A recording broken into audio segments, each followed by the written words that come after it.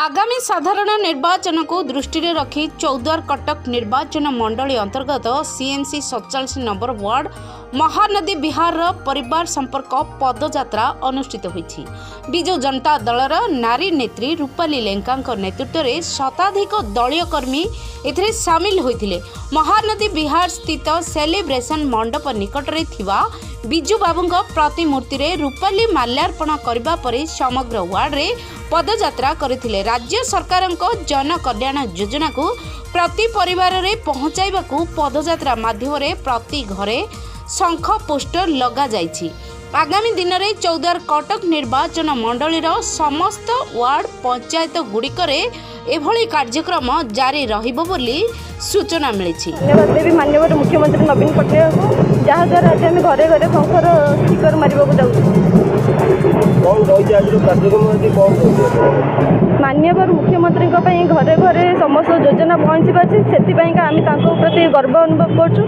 माननीय मुख्यमंत्री द्वारा कटक अनेक उन्नतिमूलक कार्यकारी हो पारी जहाँद्वारा समस्त प्रति गर्व अनुभव कर। 4.5 कोटी ओडिया हृदय नवीन पट्टनायक स्थान रही आगामी 2024 निर्वाचन में चौद्वार कटक निर्वाचन मंडल में माननीय मुख्यमंत्री महिला को प्राधान्य देले आम बहुत खुशी अनुभव करूँ। कौन बार्ता रही चौद्वार कटक जनसाधारण कौन बार्ता रही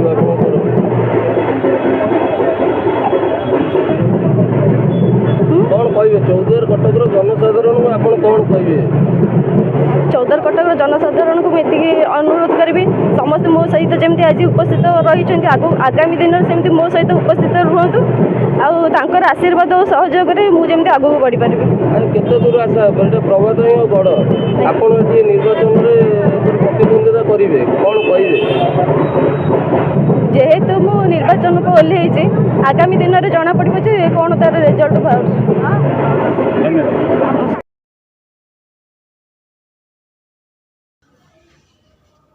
ब्यूरो रिपोर्ट केवी न्यूज ओडिशा।